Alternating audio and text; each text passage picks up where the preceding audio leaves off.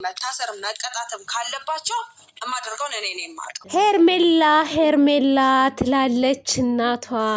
አሞራ ወሰዳት ከነ ጭንቅላቷ ለካ የማይሰራው አሞራ ገፎ ስለወሰደው ነው ቤተሰብ። እና እንግዲህ ዛሬ ሄርሜላ እኔ ስጠብቅ የነበረው አብርሽን ይዛው ሄዳለች ብዬ ነበረ። ነገር ግን በፈረንጆች አናልከች ብላለች ማለት ነው። እና አይን የወጣ የጋጥ ወጥነት ባህሪ እንግዲህ እያሳየችን ትገኛለች በዚህ ምድር ላይ። እንዳንቺ አይነት እና ደሞ እንዳለች የሆነች ሹኮኮ የምትመስል ነፂ የምትባል ይሄ አፍቅሬው ወድጀው የምትል ዛሬ እሷም ደግሞ በረኪናዋን ይዛ መታለች። ምን አለ ጥጥት ታድርጋችሁት ብንገላገላችሁ ምን አለ። እንደዚህ አይነት ሴቶች እኮ ለምንም አይጠቅሙም። እናንተ አሲድ የሆናችሁ ሴቶች አሲድ። ይቻሁን ነፂ የምትባለው ለልደቷ ኬክ ላከላት እና ትዝታዋን ቀሰቀሰባት ነው የሚሉት። ትዝታዋን ስለቀሰቀሰባት በቃ ልጅቷ እሱ ካልመጣ በረኪና ጠጣለሁ ብላለች። ይቺ አንድ አውደልዳይ ማለት ነው ሄርሜላ ተብዬዋ እንግዲህ እንደምታዩዋት ነው። የዛሬው ደግሞ በጣም የሚገርም ነው። ከህይወት ያልወጣ ያለው እሱ እንጂ እኔማ እኮ ወጥቼ ነበር አለች። ወጥቼ ከዛ ትቻቸው ሩታን ማብረሽልም ትቻቸው ልጆቻቸውን ያሳድጉ ብዬ ከተውኳቸው በኋላ አሻፈረኝ ብላ የተመለሰችው ሩታ ናት። ወርቁንም መልስ አልፈልግም ከሷ የመጣ ነው ምናምን ብላ የደበላለቀችው ድጋሚ ወደ እሱ ጋር እንድመጣ ያደረገችኝ ሩታ ናት እያለች ነው እንግዲህ። እና እኔ ግን በጣም እየገረመኝ ነው ቤተሰብ። ድንቅ ግርም የሚል ነገር አለና የሰው ነገር እኮ የሰው ነው እንዴ እናንተ። ቆይ እንትናችሁ እንደ ይሄ ስትሬት ይቅርታ አድርጉልኝና ለቃሉ ስትሬት የሚሰሩ ሴቶች አሉ። ከተለያየ ወንድ ጋር የሚተኙ ብር እየተከፈላቸው ማለት ነው። ትዳር የላቸው ህይወት የላቸው ምን የላቸው። እና እኔ እናንተንም የማስባችሁ እንደዛ ነው። ስትሬት ሴቶች ለቃላቱ እንደዚህ ይቅርታ ግን የሴተኛ ዳርነት የሚሰሩ ሴቶች ማለት ነው። ምክንያቱም እነሱ ከባለትዳርም ጋር ሆነ ወንደላጤም ሆነ ታማሚም ሆነ ምን ሆነ ዝም ብለው መደከል ነው ስራቸው በየሄዱበት ማለት ነው። ብራቸውን ብቻ ነው የሚፈልጉት። በሽታ አይፈሩ፣ ፈጣሪያቸውን አይፈሩ፣ ምን አይፈሩ። በቃ የሆነ እንዴት ነው አላማ የሌላቸው ተስፋ የቆረጡ ሴቶች ማለት ነው። እና እኔ አሁንም እነዚህን ሴቶች እንደዛ ነው የማስባቸው። አይደለም ሄርሜላን ቀርቶ ያችን ራሱ ነፂን ራሱ ማለት ምክንያቱም ይሄ ልጅ ባለትዳር ነው። ልጅ ወልዶ እየኖረ እንዴት ነው በቃ አገረሸብኝ፣ አፈቅረዋለሁ፣ ወደዋለሁ፣ ከአንተ ከተለዩ ይችን በረኪና ጠጣለሁ ትላለች። ያች ደግሞ አንገቴን አንቄ እገላለሁ ከሱ ጋር ካልሆንኩ ነው የምትለው። እንግዲህ እኔ የምለው እንደናንተ አይነቶቹ ለምን ማጠቅሙም? ታንቃችሁም ጠጥታችሁም ቢሆን ሂዱልን፣ በቃ ሂዱልን። ይሄ ራሱ አንድ ኃጢአት ነው። በነገራችን ላይ አወራችሁት ማለት እንዳደረጋችሁት ነው የሚፈጠረው የሚታሰበው ማለት ነው። ምን አይነት ጉር ናችሁ? ቆይ በሀገሩ ላይ ወንድ የለም እንዴ? ሌላ ወንድ እኔማ ቀምሳችኋል እኮ ቀምሳችኋል። ልጁን ራሱ እኮ አሁን አይታችሁት ከሆነ አብርሽ ትክክል አይደለም። አይምሮ ጀዝባ አድርገውታል፣ አጀዝበውታል። ምን እንዳደረጉት ራሱ አላውቅም። የሚገርም እኮ ነው። ፈረንጁን ሳላደንቀው አላልፍም በዚህ አጋጣሚ። በትክክል ነው ሲናገር የነበረው ፈረንጁ። ለማንም ወገንተኝነት ሳይዝ እውነት በቃ ከልጆቹ ህይወት ውጪ ታያቸው፣ ኑሯቸውን ይኑሩበት። ሩታ ታሳዝንሽም ወይ ለእሷ ተቆርቆረህ ነው እንዴ ምናምን ትላለች። ምንም መቆርቆር አይደለም የምታደርጊው ነገር አጸያፊ ነገር ነው። እኛ ከእናንተ ምን እንማር? ሌላው ማህበረሰብ ከእናንተ ምን ይማር? ዝሙት የምትሰሩትን በጣም ብልግና እኮ ነው። በነገራችን ላይ እኔ አንቺ እህት ወንድም የለሽም እንዴ?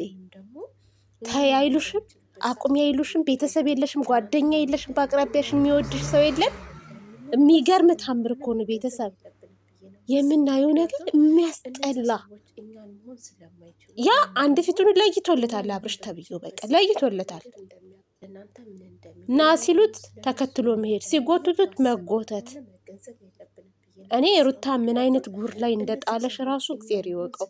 አንድ እህቴ እንደውም ኮሜንት ጽፋልኝ ነበረ። በሰዓት የሰጠችው ሰዓት ላይ የሆነ ነገር አድርጋ ምናምን እንደሆነ ብቻ ብዙ ታሪክ አለው። አብርሽ ወደ ቀልብህን ተመልሰክ ራስህን አዳምጠህ እንደው ሩታ ጋር መግባቱ ብቻ ሳይሆን ቀልብህ መሰብሰብ አለበት። አሁን ማንም ጋር ራስህን ችለህ መኖር አትችልም። በዚህ ባለህበት ሰዓት ማንም ጋር ከራስህ ጋር አይደለህም። አንተ የድሮ አብርሽ አይደለህም። የሆነ ቡለንህን ወስዶታል እና መጀመሪያ ቆም ብለህ ማዳመጥ አለብህ። ወደ የሆነ ቦታ በቃ ሄደህ እረፍት ማድረግ አለብህ። ከባድ ነው። ብቻ እኔ ግራ እየገባኝ ነው። ጓደኞችም ሲፈልጉት ነበር የሆነ ሆቴል ድረስ እየተሯሯጡ እነ እዩ ማነው ቦቼ ነው ማነው የሚሉት እነሱ ራሱ የሆነ ነገር አለ ያልነገርህ ነገር አለ እንዳትሄድ ጠብቀን እያሉት ነበር። እንግዲህ ችግር አለ። ምክንያቱም እዩ ማነው አቤላ ብሩኬ አግበስባሽ ሆዳሞች ማለት ነው። እነሱ ናቸው እሳት ሊከቱት ይሄንን ልጅ ማለት ነው። እሳት ሊከቱት በዚህ በዛ እያሉ አንዴ ምግብ ያመጣሉ፣ አንዴ ምን ይላሉ ያሻሻሉ፣ ምን ይላሉ። ምን ባለፈው እኮ አሞኝም አረቄ ጠጥቻለሁ ሲል ነበር። አረቄው ምን እንደሆነ አይታወቅ ምን እንዳደረጉበት እሱ ጀዝቧል። አንድ ፊቱ ጉድ እኮ ነው፣ ጉድ ነው። ያሳስባል እኮ የልጁ ጉዳይ። ሁኔታው የሚሰራው ስራ ቢያናድድም ብቻውን አይደለም። ይሄ ሰው ብቻውን አይደለም።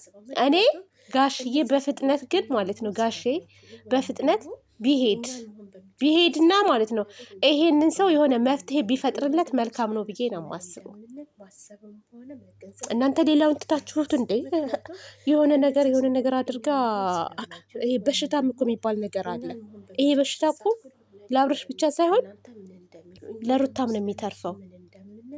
እርቅ ይባላል፣ ይታረቃሉ፣ ባብረው ይተኛሉ ምናምን እሱ ምን እንዳለበት ምን ይታወቃል።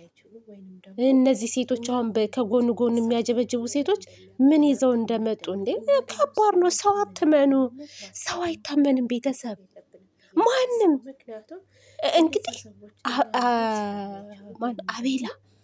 አቤላ ከብሩኬ በላይ እንግዲህ አቤላ የአብርሽን የሩታን ገመና የሚያውቅ ብዙ ነገር ያሳለፉ ጓደኛሞች ናቸው።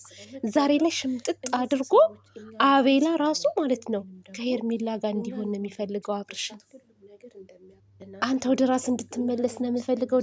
በቃ ያለበት ሁኔታ ጥሩ አይደለም፣ ትክክል አይደለም፣ ጥሩ ህይወት እንድትኖር ነው የምፈልገው ምናምን ሲል እኔ ወይ ሰው አልኩ። በቃ ሰው ለካ ከሃዲ ነው። ሰው ለካ አስመሳይ ነው። እኔ ግን አሁንም ቢሆን አብርሽን ወደውት አይደለም። ቤተሰብ አብርሽ ከጎኑ ሰው ያስፈልገዋል፣ ተው የሚለው ሰው ያስፈልገዋል። እና እነዚህ ልጆች ማለት ነው ለአብርሽም አይሆኑ ለሩታም አይሆኑ አስመሳዮች። ከእንደዚህ አይነት ሰው ሁላችንን የሚጠብቀን ሁላችንንም። እና በጣም የሚገርም ነገር ነው። ሁሉም ለጥቅሙ ነው የሚሯሯጠው።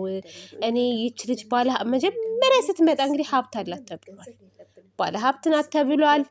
ወደ ውጭ ሀገር ይዤ ሄጄ ላዝናና ስትለው ነበር። የወርቅ ሰዓት ነው የሰጠችው ተብሏል። ከዛ በኋላ ልጁ የለም፣ በቃ ልጁ ፎዟል። በቃ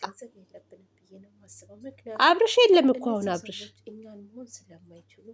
ድሮ ምን አብርሽ ነው አሁን ደግሞ ብሶበታል ማለት ነው። እና ከእንደዚህ አይነቶቹ መጠንቀቅ አለብን። እውነት ነው የምላችሁ። እና ሩታዬ ምንም ነገር እንዳይመስልሽ፣ ራስሽን ብቻ ጠብቂ፣ ልጅሽን ጠብቂ። ከዚህ በኋላ ራስሽን ማስከበር፣ ግቢሽን፣ ቤተሰቦችሽን ማስከበር አለብሽ። ነገ ጠዋት ምናልባት እየተንኳተተ ሊመጣ ይችላል። ማንንም እንዳታስገቢ። እንደውም እኔ ከዚህ በኋላ ትልቅ ሰው መጥቶ ጋሼ መጥቶ ከእነሱ ጋር ብታዋሪ ነው መልካም የምለው እንጂ ማንም እየመጣ ካሜራ እየደቀነ ማለት ነው ሲያስለፈልፍሽ ዝም አትበይ። ለማንም መልስ አትስጪ። ጋሼ ይምጣ፣ ያለውን ነገር ለጋሼ ተናገሪ። መፍትሄ ካለው የሚስተካከል ከሆነ ትቀጣያለሽ፣ የማይስተካከል ከሆነ የራሱ ጉዳይ። ስንት አሉ አይደለ እንዴ ሲንግል ማም ሆነው ልጆቻቸውን የሚያሳድጉ። የእውነት ቁም ነገር። አሁን እኮ ኖሮም አልጠቀማትም። በችግሯ ጊዜ በዛ በጭንቀት ጊዜዋ በአብሯት ያልሆነ ሰው መቼ ነው የሚሆናት? አብሮ ለመተኛት ኧረ በፍጹም ሊሆን አይችልም። እና ይሄ ዝም ብሎ ተደባብሶ ምናምን የሚታለፍ ነገር አይደለም። አንድ ቢሆኑ እሰይ እልል በንቀበላለን። ካልሆነ ግን ምንም ማድረግ አይቻልም። የግድ ካልሆንክ ማለት አንችልም ቤተሰብ እውነት በጣም ከባድ እኮ ኝኝኛ ይባላል። እና እንደዛ ነው ውዶቼ ማሮቼ። ለማንኛውም በሌላ ቪዲዮ እስከምንገናኝ ድረስ መልካም ጊዜ ይሁንላችሁ ባይ